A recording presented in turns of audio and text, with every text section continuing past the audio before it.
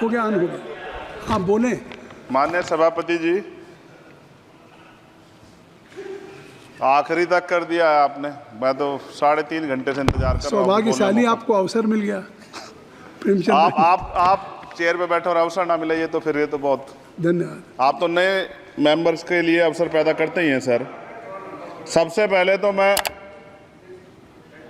Paris Olympic खेलों में जाने वाले सभी खिलाड़ियों को आपके माध्यम से, सदन के माध्यम से बधाई देता हूं, मंगल कामनाएं करता हूं और सरकार का ध्यान मैं इस तरफ आकर्षित करता हूं कि अनुसूचित जाति, जनजाति और पिछड़े वर्ग के खिलाड़ियों के प्रतिनिधित्व पे भी उनको ध्यान देना चाहिए। हम ग्रामीण अंचल से आते हैं। ग्रामीण क्षेत्रों में ना तो स्टेडियम है, ना स्पोर्ट कॉलेज है, ना यूनिवर्सिटियां हैं और प्रतिभा का कोई मोल ही नहीं है सर। हम खुद अच्छे खिलाड़ी थे मगर अवसर ही नहीं मिला। अब यहाँ आने में भी बहुत समय लगा, सड़कों पे संघर्ष करना पड़ा। इसलिए मेरा आपसे आग्रह है कि इन वर्गों का प्रतिनिधित्व बढ़े, इसके लिए सरकार को योजना चलानी चाहिए। अभी क्या योजना है उसमें? आपकी स्पीच तक सदन की कार्रवाई बढ़ाई जाती है। आपकी स्पीच तक सदन की कार्रवाई चलेगी। 6 बज रहा है।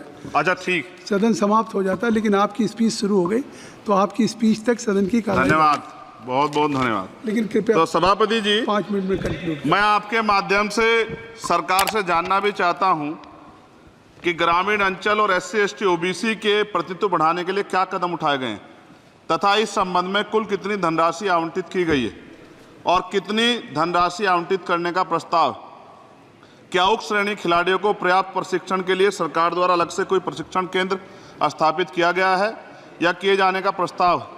उक्त खेलों में अलग अलग स्पर्धाओं में उक्त श्रेणी के कुल कितने खिलाड़ियों को भेजे जाने का प्रस्ताव है तथा इन सब खिलाड़ियों का श्रेणीवार कुल कितना प्रतिनिधित्व रहेगा।